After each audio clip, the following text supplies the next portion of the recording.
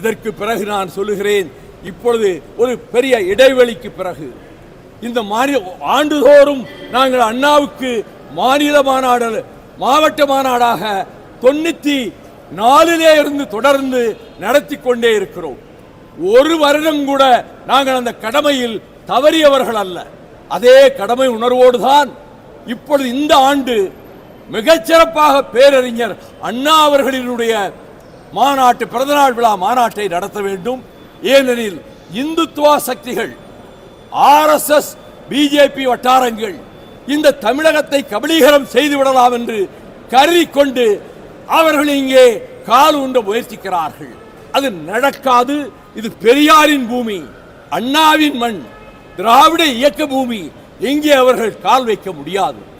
அவர்கள் எத்தகைய முயற்சி பண்ணினாலும் சரி, எத்தனை கோடிகளை யாருக்கு வாரி இறைத்தாலும் சரி, அவர்கள் இதிலே நிச்சயமாக அவருடைய மனக்கோட்டை மண்கோட்டையாக தகர்ந்து போகும், தவிடுபடியாகும் என்பதை சொல்லிக்கொண்டு வருகிற சட்டமன்ற தேர்தலில் 2026 திராவிட முன்னேற்ற கழகத்தின் தலைமையிலான இந்த கூட்டணி நிச்சயமாக வெற்றி பெறும் என்பதோடு திராவிட முன்னேற்ற கழகம் தனித்த மெஜாரிட்டியை, இண்டிவிஜுவல் மெஜாரிட்டி, அப்சல்யூட் மெஜாரிட்டி அவர்களுக்கு கிடைக்கும்